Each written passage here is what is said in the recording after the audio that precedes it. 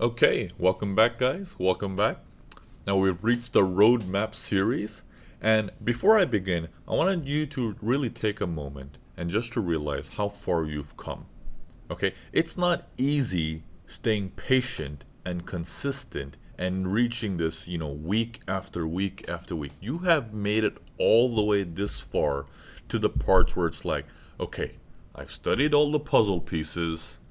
Let's learn to put them together. Okay? Because without all this previous education you've had, this section and onwards is not going to make any sense. Okay? So we've learned a lot. A lot of it has to do with trend pullbacks. This is not a section to, master ranges. However, you probably have a brief idea based on the lessons I've shown you in the last couple of weeks. Right? So take a moment and pat yourself on the back, congratulate yourself of how far you've come. It's a long journey, and I'm going to tell you right now, many students don't make it this far. Even with all the research and energy I put in behind to make sure I grab all those goldfish memories and say, come on, as long as I can excite you, I'm sure I can get you this far. Even then, some people do drop every now and then. They lose interest and this and that. They can't hang in there. You have.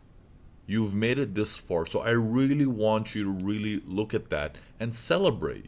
For those of you who are already in the MDR course, you know how important it is to celebrate. So don't just think everything's all about progress, progress, progress. Yes, it is. But celebrate your progresses. So this is a moment where you celebrate your milestone. You've come extremely far. Okay? Now, there's still a lot more aha moments to go. There's still a lot of stuff that we have to do. There's a lot more advanced stuff that we have to also cover. So in this whole stage, we're going to start with the planning phase. Okay? Now, the planning phase has a lot to do with who you are as a person. Okay. Normally, I would teach this, separately in a section called goals. This is something I'm going to create a course for some of you guys. If you guys are interested in doing something about goals, how do you create goals in your mind, and then you go and attack it. But I'm going to create one specifically for trading. Okay. So if that's something you guys might be interested, it will be available sometimes in the near future. But for now, I want to give you a brief overview because this is important for this lesson. It's required. Now, many of the students I come across and I talk to, we end up at a general question of why are you doing this? The why comes with 10 different answers. And the 5 from the 10, 5 are very, very common, right? Like it's the general stuff. I want to make more money. I have a better lifestyle. I want to provide for my family and kids. I want to do better for the world. I want to help people. These are the 5 most common things, right? And then there are some other 5 which I've heard is like the most unique ones. Like, oh, okay, I never come across something like that. Like I want to, build a school that specifically targets, medical stuff. So I've heard all kinds of things, but generally they're very common. Now here's the thing. I want you to reflect on people who work. Maybe you're working right now. Maybe you own a business, and maybe you're in college. Okay, well, we have all kinds of people in here, right? So I want you to take a moment and realize when you do anything in your current life, whether it's you're working at a job or you have a business or you're in college, everything has a start, has a goal, and has an end. Now in trading, we don't have that. We have a start, but a goal and an end is not defined because it's up in the air. For example, why are you trading? And if the average person who comes to me says, well, I want to make more money. Well, what does that mean? How much more money? What do you have to do? You see, this whole part, people let go because they're like, well, does it matter? The more, the better, right? Problem is, when you're for example, when you're in college, you have a goal. I need to get that degree. It's going to take me approximately 4 years. There's a goal, there's a time frame, there's a target, and once you reach that goal, boom, project finished. In your work, your boss gives you something to do, there's a start, there's an end, project finished. Even if it's ongoing, for example, your job is to do all the emails that you get on every single day. It's everlasting because as long as you're working, that's going to be there every single day. But the goal is still there of cleaning up the inbox every single day, right? So you want to keep that in mind, that there must be a goal. Without that goal, the analogy I like to use is if I drop you in the middle of the ocean and you're swimming because you have to stay alive, so you're swimming, but you don't know which way, then what's the point? How do you know all the energy and effort that you're making, is it worth it or not? Now, if you see an island from far away, and even if you're a bad swimmer, even if you take longer to get to the island, at least you have a destination. You can see what you have to do, and you can swim backwards, forwards, scuba dive, whatever you have to do. However long you take, at least the end goal is clear and you know which direction you're going. That's a critical piece of information. So the planning phase is basically, let's say, I'm going to give you my example. When I started trading or going into the whole online sector, which is like, well, I want to do something with my computer, right? I don't want to go into an office because I saw my professor in the college doing this when he was trading options back in the day, and he got me into things. And he was like, well, trading, he was on his laptop trading, and I always saw my dad going to an office. My dad had a business and he used to go to the office every day. And I was curious, and I asked him, what are you doing? And he's like, well, I'm just working.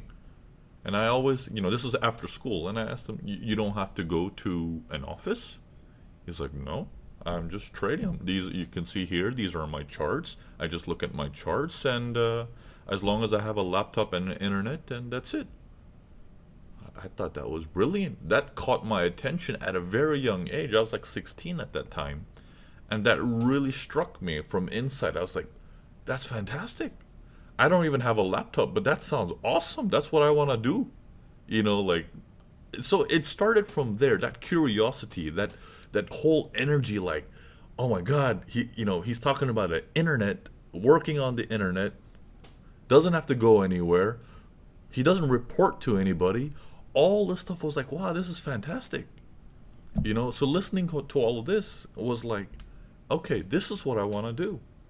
And when I started going into the online stuff, oh my God, home-based businesses, this, that, I've tried it all.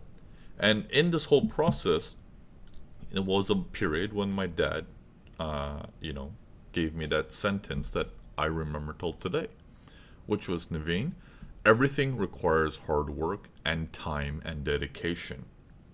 Okay, you want to master something, it's going to require time. You can't be an all-rounded student because that's just going to be a waste of time. You're going to be average. You don't want to be average. You want to be number one, which means dedication at a certain thing.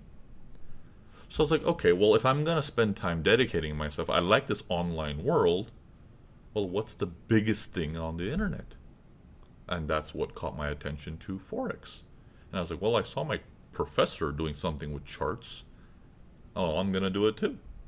And I started looking into that, and that's when it started catching my curiosity. And I was very analytical at a very young stage. It was something that I always enjoyed doing. I had then, going forward, I had my, teaching experience, which you guys all know how I came through that process. So it's like, oh yeah, I'm gonna do that too. I'm gonna trade, but I'm also gonna teach. But this was my whole journey. Was like, I'm gonna do this, and that's my goal. And my goal was to travel. Now that's my island. I want to travel. Okay. And then I defined it even deeper. Okay, how do I want to travel? Well, I don't want to travel locally. I would love to travel internationally. Okay, once I'm traveling internationally, I would prefer not to travel economy. I would prefer business. So I started making conditions, at least business class. I want to travel. I don't want to stay at, I don't want to travel and struggle, and I don't want to be a backpacker.